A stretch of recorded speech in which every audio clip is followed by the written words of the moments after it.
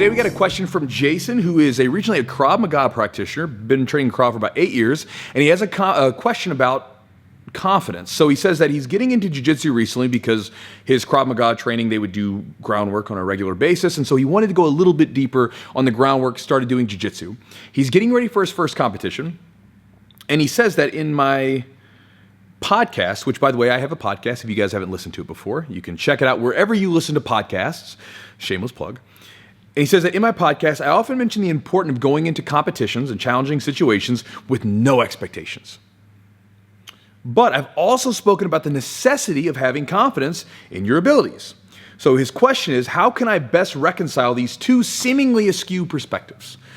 So on one hand, Jason, you have the fact that I say no expectations, and on the other hand, you have the fact that I say you should have confidence in your abilities. They seem like they don't necessarily work. Like it's a dichotomy, but I assure you it's not. So thank you for the question, brother. And to get into it, I think when it comes to confidence, I think this is like true for competitions and pretty much true for any challenging situation that you get to in life. At least it has been for me. And I think martial arts build confidence in an amazing way. I think that the reason being is because to build confidence, it's going to take some action. So for instance, a lot of times when you hear people talk about confidence, they'll say, you got to fake it before you make it. I think that's terrible advice because you're not faking anything. To have confidence is to have real confidence. Right? You can put on some exterior, but to have real confidence in yourself, that you're capable, that is a deep sense of assuredness in yourself. You can't fake that.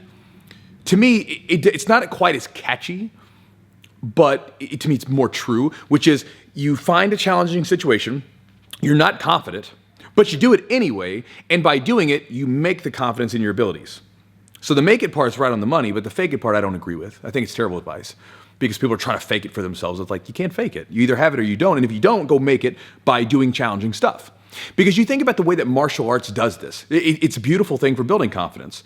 Because it starts off when you come into your gym, right? And you originally did Krav, so I'm sure it'll be applicable to that and applicable to jiu-jitsu. But you go into any martial art, you go in, and the first thing that you're challenged with is really complex movement patterns. You got to learn all these different moves and stuff like that are very tough at first. I know that when I first got into wrestling, I would struggle doing the shot, like dropping to my knee and shooting through with my body. And in jiu-jitsu, doing pretty much anything off my back after learning how to wrestle for 3 years felt really foreign. I remember doing an arm bar and I couldn't swivel to the side to get my leg over. And then I remember when I got into boxing after doing grappling for a number of years, the punch that got me the worst was the lead left hook. It eventually became my favorite punch. It's my favorite punch now. But I remember when I was trying to get it, being able to turn the hip over and snap that punch, I just couldn't nail it. And I couldn't generate any power for it for a while.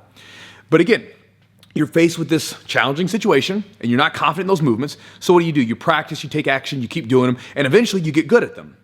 And then you become confident in them. And then you go into like some sort of sparring situation or competition. You're getting ready for one in jiu-jitsu, but again, I wrestled, I did boxing and MMA and stuff like that. And then for you, I don't know if they have anything for Krav related to sparring or competition. I'm sure that you have something. But you then take these movements and then you put them into more challenging situations. And again, in the beginning, you know you're not going to do well. You just know deep down it's not going to happen. And if you do, you either have not been experienced first, which that was the case for me. I remember going into jiu-jitsu, having a little bit of wrestling ambulance. Had a little bit of wrestling, and I thought I was going to do really good at jiu-jitsu, and I got smoked my first day, and that kind of woke me up. But most people know they're not going to do well in the beginning. And to think that you're going to is delusional, it's just what it is. But then you keep doing it over and over and over again, and then eventually you develop the confidence. Now, the beautiful part about this is from doing this kind of stuff in martial arts, that kind of mentality begins to spill over. At least it has for me and a lot of people I know. It begins to spill out in other areas of life.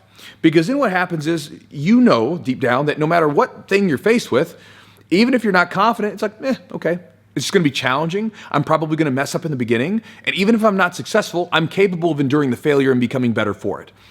That's the way that it typically works. So when I'm faced with a competition, what I'm getting at when I'm saying no expectations, but still being confident, is the fact that, first off, setting an expectation for yourself about how it's supposed to end.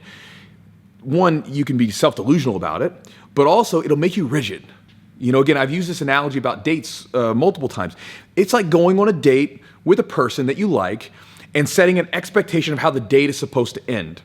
And because you want it to end in a favorable way for you. And if you do that, you're going to go into the date all rigid and tight and afraid to say the wrong thing instead of just being yourself.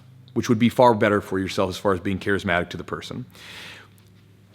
With jiu-jitsu competitions and any competition, if you go into it with an expectation, you're going to be tight and rigid. You're not going to be able to pull the trigger on techniques. You're going to be thinking about what if, and you don't want to lose, and all these sorts of things. Instead of being focused on, I'm going to try to hit this technique on this person. And a lot of people really mess themselves up in their head doing this before competitions. So we're getting rid of that expectation. Now, the confidence part is just saying, listen, I don't know how this damn thing's going to end. Like when I walk into a competition, I don't know how it's going to end. I'm going up against tough black belts. Every last one of them, if I make one mistake, I can slip up and they can choke me or armbar me or whatever it might be. And they have. It's happened multiple times. So that said, I train a lot in the gym. I've trained with lots of black belts. I've competed a lot, and I've been successful far more than I've been a failure, okay? So by taking all that action over the years, I know that I'm capable. I know I'm capable of winning. But at the same time, I've endured a lot of failures over the years. And so at the same time, I know I'm capable of winning, but I also know I'm capable of enduring the failure and becoming better for it. So you see the difference there. It has nothing to do with the outcome, has nothing to do with winning. It has everything to do with me knowing that I've got what it takes. And so by taking action in your gym and training, you will become confident in your abilities. You'll say, okay, you know, I'm not the best white belt or I'm not the best person in here, but I'm pretty good and I can submit the other white belts. You're building that confidence that you have what it takes when you go compete. If you're getting smashed by every single person in your gym, you're probably not ready to compete yet. Because it's, you know, if you're getting smashed by everybody in your gym, you're probably not going to have different results when you compete. But assuming you're right there in the thick of it with your gym, it's probably a good idea. You can win some, you can lose some. You can get out there. You're capable. Then you get out there and compete, you know, and you can win. Now, if you lose, it's no big deal because you can endure the failure just like you have when you've lost a round in the gym and everything else. And so that's what I was meaning by that idea, Jason. I'm not talking about the fact that, you know, you don't have to know that you're going to win in order to be confident in yourself. Again, to think that you're going to win everything or to be successful in everything you do before you've even done it, that's delusional. That's what that is. And so that's the idea. So hopefully that's useful to you, and good luck to you in your future competition. And anybody else watching the video, because I've discovered this recently. I've discovered that a lot of people that watch the videos are not even jiu-jitsu practitioners. A lot of you guys have sent me messages and you train in other martial arts, but you're open-minded enough to realize that a lot of the ideas that I talk about in the videos are applicable to, you know, things that you do. Like I had a guy message me about kickboxing the other day. So again, you know, I understand that these things work for you too. So again, regardless of what martial art you're doing, martial arts develop confidence really, really well, I think.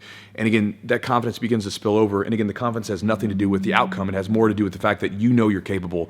And that's the idea. So anyway, thanks for the question. Talk to you guys next time.